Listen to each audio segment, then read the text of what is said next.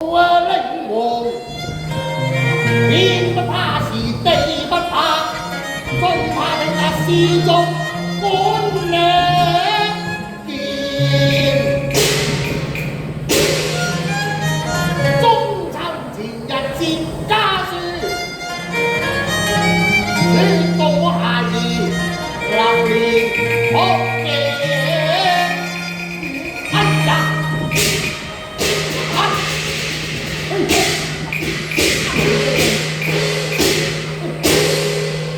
我本來想一巴同你反大面嘅，不過見到佢嘅相貌，我又收過哎呀，你嘅天庭得夠包圍滿，一雙盈盈秋水的確堪憐。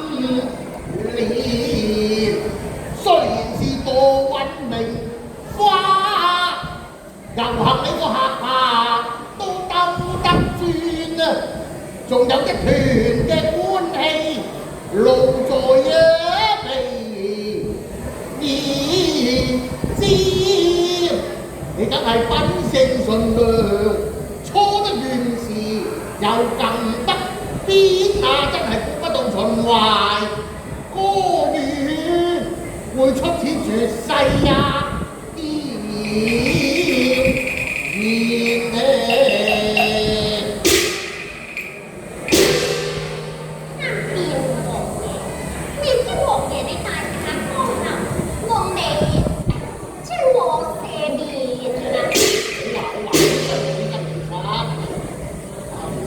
你啊真係好彩啦！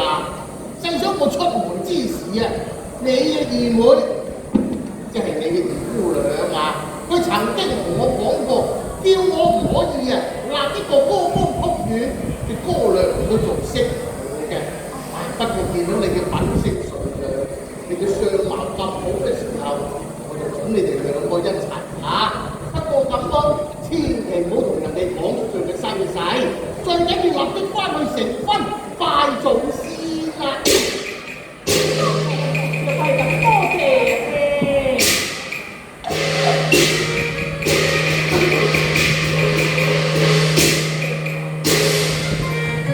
從此永別秦淮地，留咗一曲鳳諧面。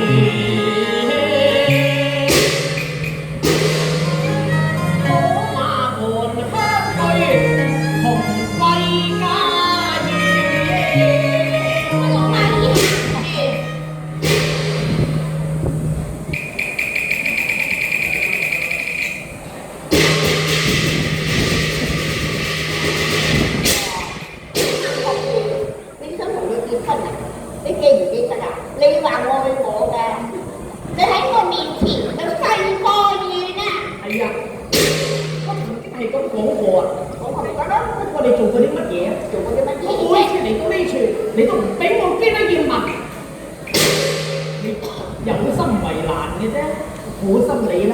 其實我對你只不過係假意傳情啫，你唔會對我咁瘋癲啊！好，話你聽啊，我喺秦淮河撈咗咁多年啊，起龍到地，喺度騙啊！好啦喎，你而家發惡啊？係啊，我你又點樣？你又點樣？我嚟呢處我冇講過嘅身份，我為咗要藏身份，我冇講過。好，既然你而家同我發惡嘅話，我都唔怕話俾你知，我係靈王個仔啊！一柱擎天啊！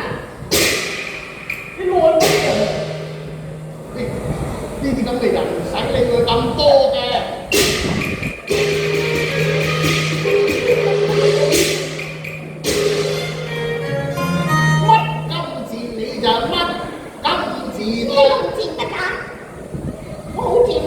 邊有千里？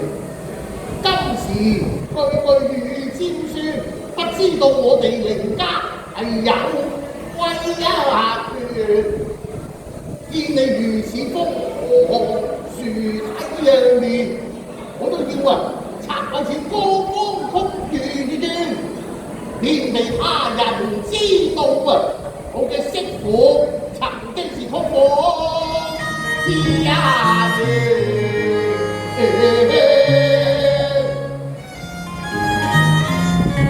明日便將禁例執行，你哋先回家園。